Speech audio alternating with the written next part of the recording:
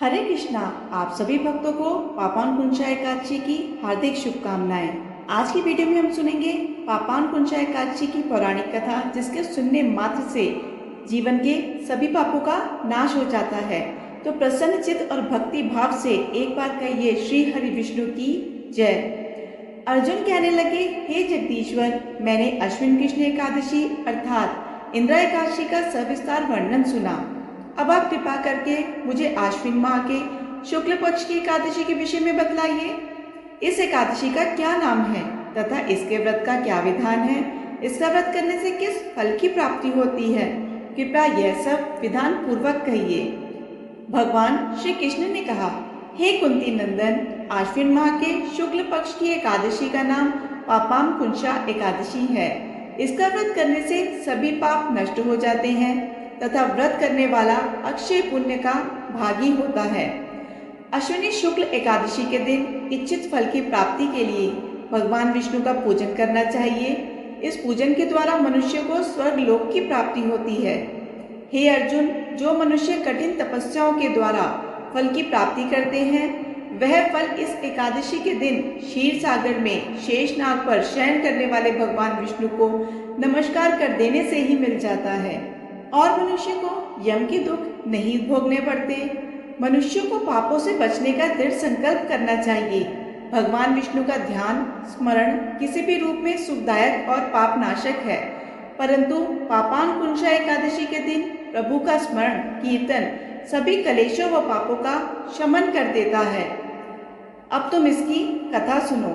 प्राचीन समय में विंध्य पर्वत पर क्रोधन नाम का एक बहेलिया रहा करता था।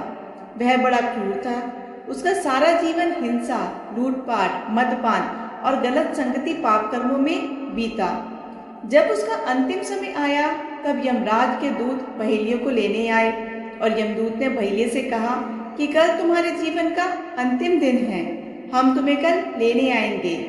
यह बात सुनकर बहेलिया बहुत भयभीत हो गया और महर्षि अंगिरा के आश्रम में पहुंचा और महर्षि अंगिरा के चरणों पर गिरकर प्रार्थना करने लगा, हे ऋषिवर, मैंने जीवन भर पाप कर्म ही किए हैं, कोई भी पुण्य का काम नहीं किया। कृपया कर मुझे कोई ऐसा उपाय बताए जिससे मेरे पाप मिट जाए और मोक्ष की प्राप्ति हो जाए। उसके निवेदन पर महर्षि अंगिरा ने उसे आश्विन शुक्ल की पापानकुंचा एकादशी का विधि पूर्वक व्रत करने को कहा। महर्षि अंगिरा के कहे अनुसार उस बहेलिये ने यह व्रत किया और किए गए सारे पापों से छुटकारा पा लिया और इस व्रत पूजन के बल से भगवान की कृपा से वह विष्णु लोक को गया। जब यमराज के यमदूत ने इस चमत्कार को देखा तो वह बहेलिये को बिना लिए ही यमलोक वापस लौट आए। जब यमराज ने उनसे बहेलिये को ना लाने का कारण पूछा तो उन्होंने कहा, महर्षि अंगिरा के कहने पर बहेलिये ने अश्विन मास के शुक्ल पक्ष की पापानकुंचा एकादशी का व्रत किया, जिसके प्रभाव से श्री हरि विष्णु की कृपा से उसके सारे पाप नष्ट हो गए और उसको अंत समय में विष्णु लोक की प्राप्ति हुई। इसलिए हम उसको नहीं ला पाए। ऐसी मान्यता है कि इस व्रत के प्रभाव से साधक को जीवन में सुख, समृद्धि, ऐश्वर्य और सौभाग्य की प्राप्ति होती है और अंत समय में वैकुंठ धाम की प्राप्ति होती है। सभी भक्तजन मिलकर बोले, श्री हरि विष्णु की जय।